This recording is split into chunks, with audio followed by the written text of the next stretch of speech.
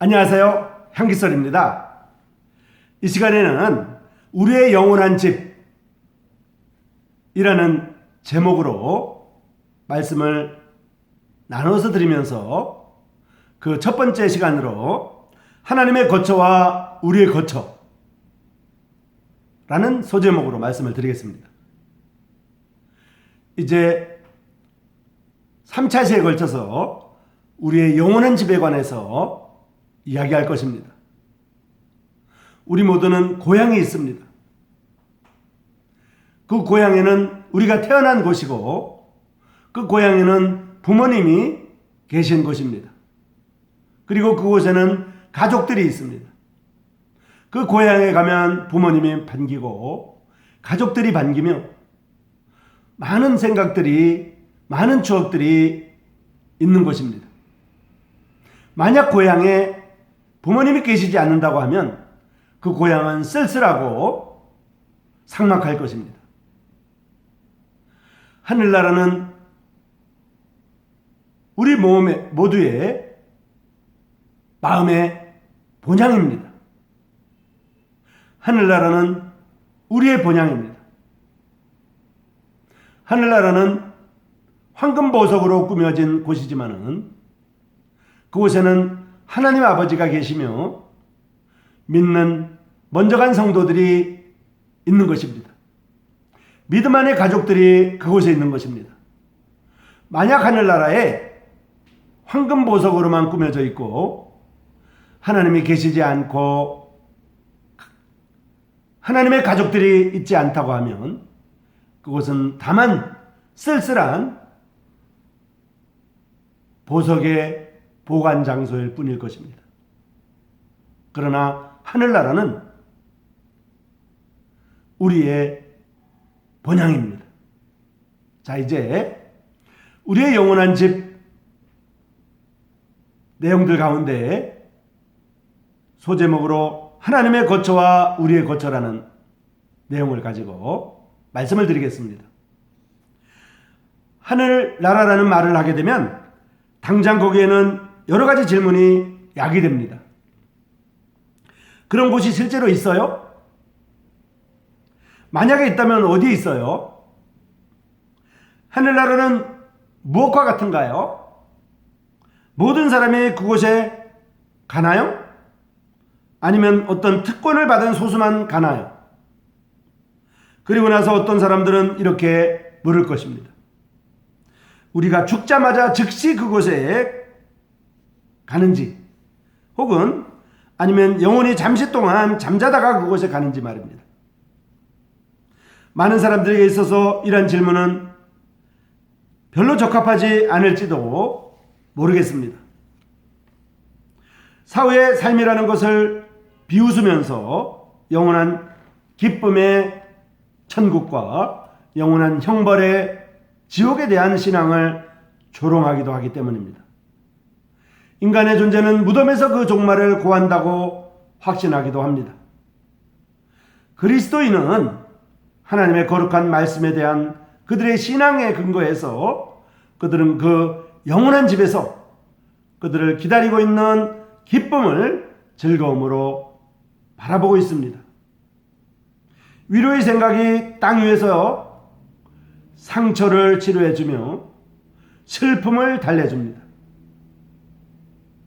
천국에 관한 것을 알 수 있는 곳은 바로 성경입니다.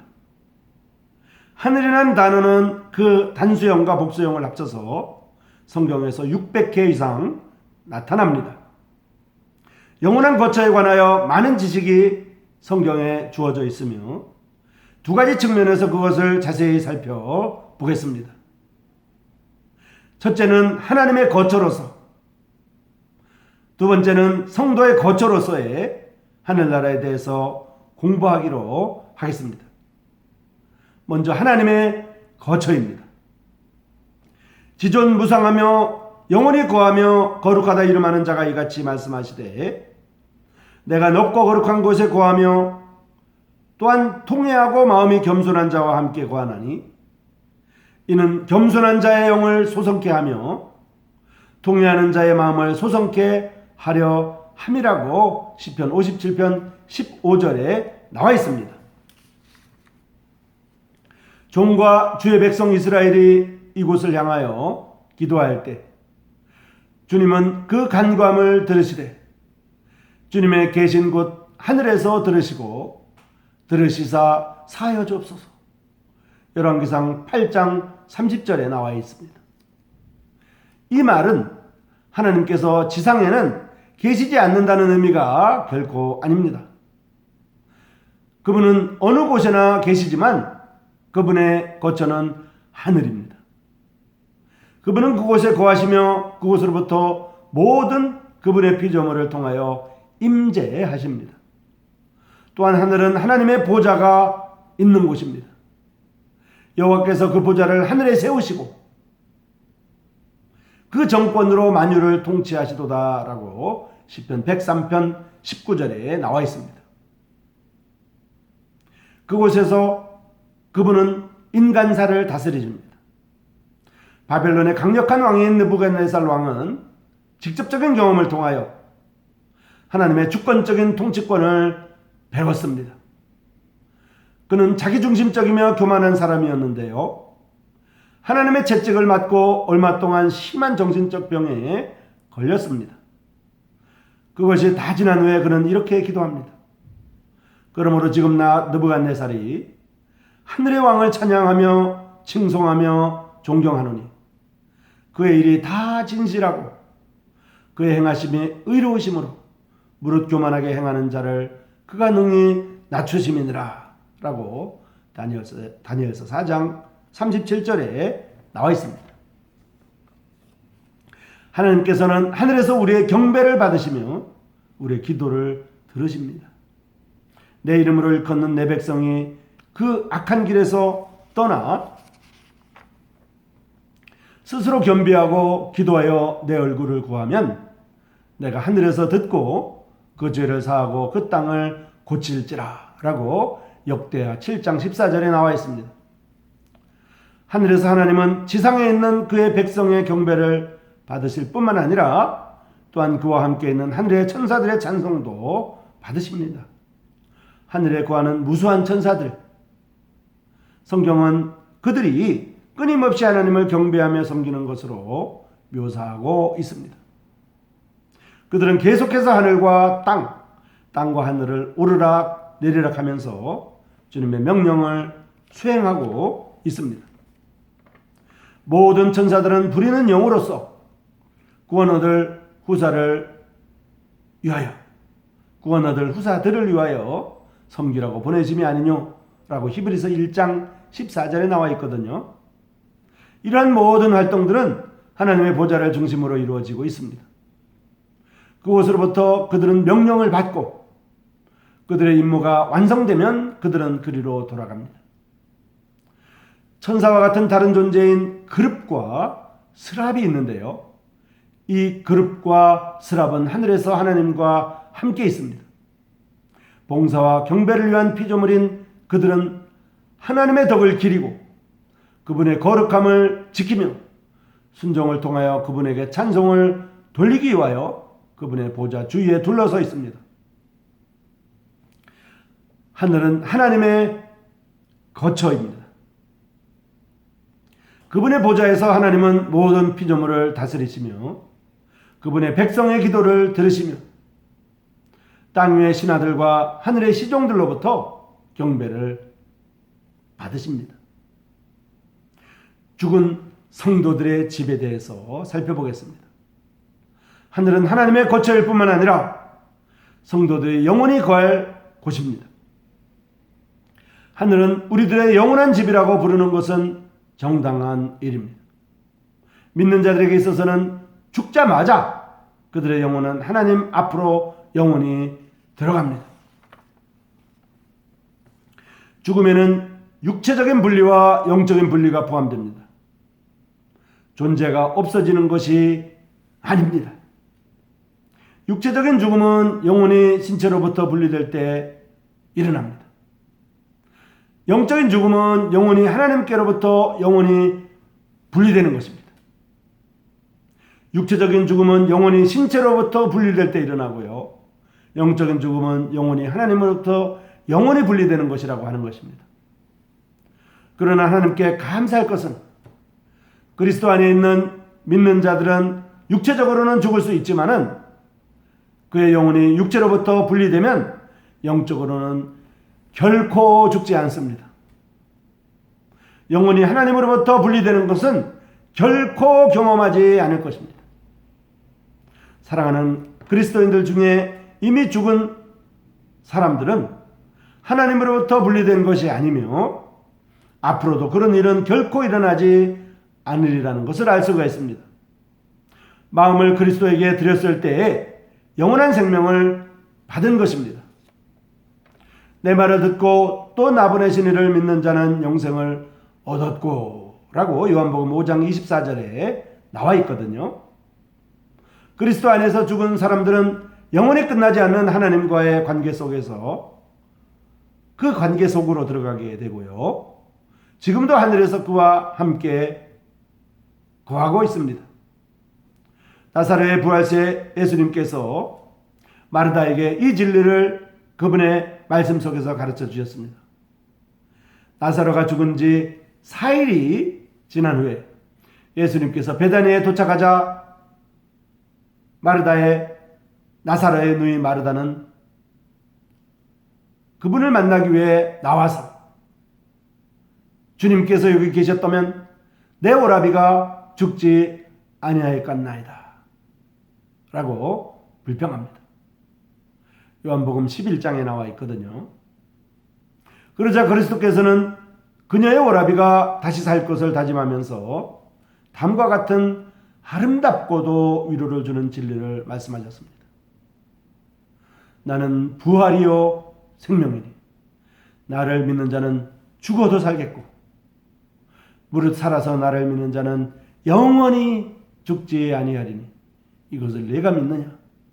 요한복음 11장 25절과 26절에 나와 있습니다. 비록 믿는 자가 나사로처럼 육체적으로 죽는다고 하더라도 그들의 몸은 미래의 어느 날인가 부활할 것이라는 사실입니다. 그리스도에 대한 신앙을 통하여 하나님의 자녀는 영생을 소유합니다.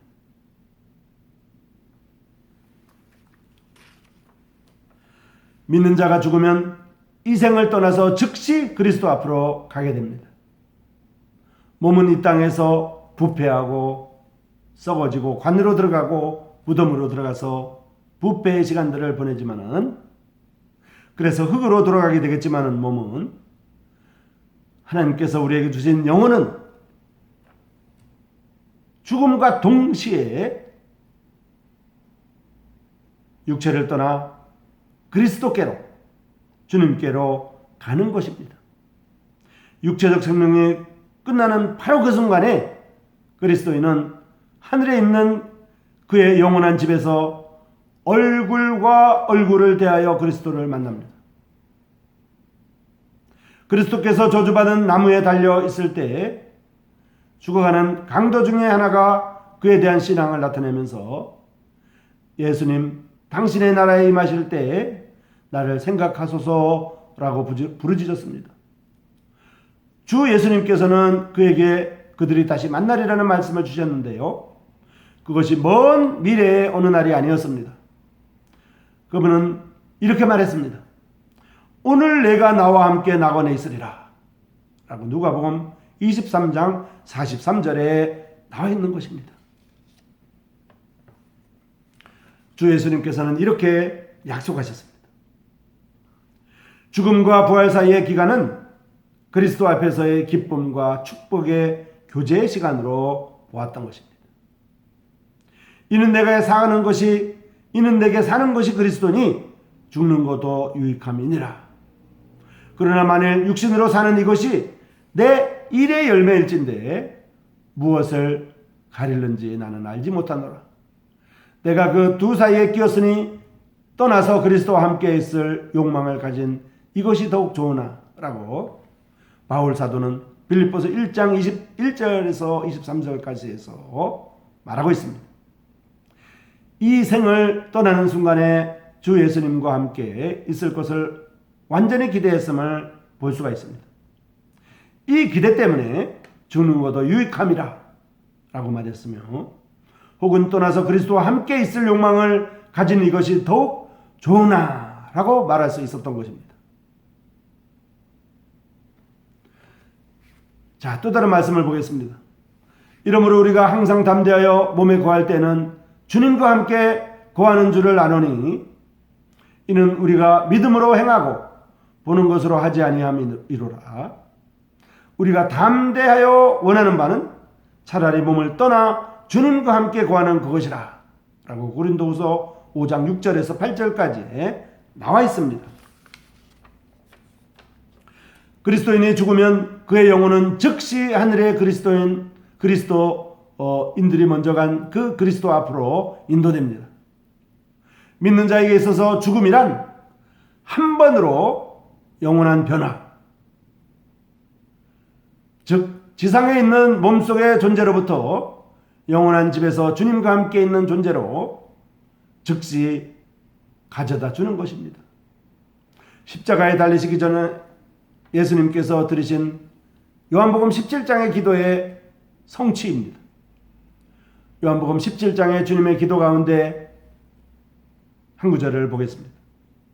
아버지가 내게 주신 자도 나 있는 곳에 나와 함께 있어서 아버지께서 창세전부터 나를 사랑하심으로 내게 주신 나의 영광을 저희로 보게 하시기를 원하나이다 라고 요한복음 17장 24절에 나와 있습니다. 우리는 두 가지 중요한 진리를 강조해 왔습니다. 첫째로 하늘은 하나님의 거처라는 것입니다. 그것은 주님께서 그의 모든 피조물을 다스리시며 그분의 피조물들의 경배를 받으시며 우리의 기도를 들으시는 곳입니다. 그래서 하늘은 하나님의 거처입니다. 또한 두 번째로 하늘은 죽은 성도들의 집으로서 우리가 우리 구주 예수 그리스도와 함께 영원히 거할 그러한 곳입니다. 우리의 육신은 교회의 휴거시에 부활을 기다리며 무덤 속에 누워 있을지라도 우리의 영혼은 즉시 주님과 함께 있게 될 것입니다.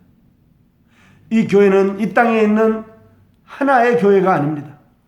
이 땅에 있는 특정 지역의 교회가 아닙니다. 이 땅에 있는 어떤 특별한 이러한 교회를 말하는 것이 아닙니다. 교회 휴거시의 그 교회는 이 땅에 있는 참으로 진실한 그리스도인들입니다. 정말로 믿는 그리스도인들의 총체를 말하는 것입니다. 말로만 믿는 것이 아니라 마음으로 믿는 것을 말하고요. 짝퉁으로 믿는 것이 아니라 거짓으로 믿는 것이 아니라 진실로 믿는 사람들을 말합니다. 다시 한번 말씀드리면 우리의 육체는 그 진실로 믿는 사람들의 총체인 그 교회의 휴거시의 부활을 기다리며 무덤 속에 누워 있을지라도 우리의 영혼은 즉시 주님과 함께 있게 될 것입니다. 그러나 성경은 모든 사람이 하늘의 영광을 누리는 것이 아님을 분명히 선언합니다. 영원한 집에 들어가기 위해서는 만족시켜야 할 조건이 하나가 있습니다.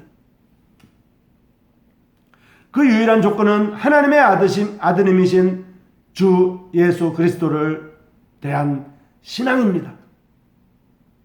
내 말을 듣고 또 나보내신 이를 믿는 자는 영생을 얻었고 심판에 이르지 아니하나니 사망에서 생명으로 옮겼느니라 라고 요한복음 5장 24절에 나와 있습니다. 내가 문이니 누구든지 나로 말미암아 들어가면 구원을 얻고 또는 들어가며 나오며 꼴을 얻으리라 라고 요한복음 10장 9절에 나와 있습니다. 구원이 필요함을 알 수가 있습니다. 스스로를 구원할 수 없음을 우리는 신뢰해야만 합니다. 주 예수님께 갈보리 십자가에서의 그의 희생을 근거로 해서 모든 죄에서 깨끗게 하며 영혼을 구원해 줄 것을 믿고 우리는 그분을 의지해야 됩니다. 주님께서는 그렇게 하시겠다고 약속하셨으며 실제로 그렇게 하실 것입니다. 이를 위하여 2000년 전에 주 예수님께서 우리의 모든 죄를 용서하시려, 해결하시려 십자가에서 죄 없는 예수님께서 죄 많은 우리를 위하여 십자가에서 피 흘리시고 돌아가신 것입니다. 또한 그 일이 완성된 것을 증거한 것은 죽은 지 3일 만에 주님께서 부활하심으로 사망의 권세를 이기셨습니다. 그리고 이제는 누구든지 믿는 자는 영생을 얻었고 심판에 이르지 아니하나니 사망에서 생명으로 옮겼다고 하는 놀라운 은혜의 복음을 전파하고 계십니다. 향기소리 시청자 여러분, 이 시간에 우리는 우리의 영원한 집에 대해서 살펴봤습니다. 그 첫 번째 소제목으로 하나님의 거처와 우리의 거처에 대해서 살펴보았습니다.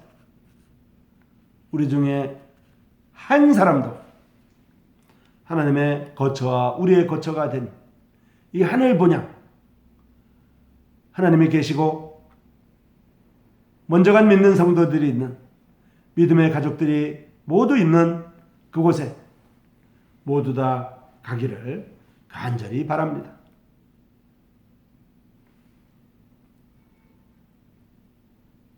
우리 모두는 고향이 있습니다.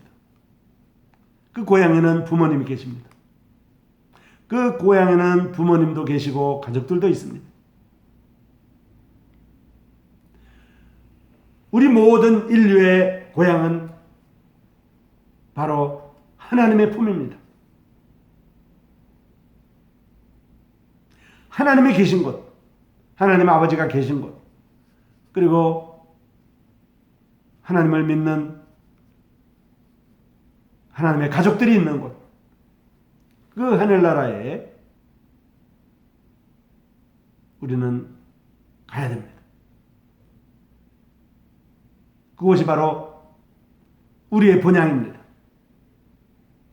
진실로 진실로 너에게 이르노니 내 말을 듣고 나 보내신 이를 믿는 자는 영생을 얻었고 심판을 이르지 아니하나니 사망에서 생명으로 옮겼느니라라고 주 예수님께서 말씀하셨습니다. 주님은 이를 위하여 참빛으로 우리에게 빛을 제시하러 이 땅에 오셨던 것입니다. 이제 주님은 하나님 보좌 우편에 계시지만 이 땅에 수많은 그리스도인들이 이 놀라운 사실을 전파하고 있습니다. 이 놀라운 사실을 전도하고 있습니다. 이 놀라운 사실을 지금도 우리 모두의 귀에, 우리 모두의 눈에, 우리 모두의 앞에 이런 은혜의 복음이 증거되고 있고요. 또 들려지고 있습니다. 누구든지 마음만 먹으면 성경을 볼 수가 있습니다. 그 어느 사람도 성경을 보지 못하도록 하지 않습니다. 그 어느 사람도 예수님을 믿고 하나님을 경배하는데, 하나님을 예배하는데 방해하지 않습니다. 이 자유로운 시대, 이 신앙의 자유가 있는 이 시대, 이 마지막 시대, 반드시 주 예수님을 믿어야만 합니다. 성경은 차지도 않고 덥지도 않은 밍밍한 믿음,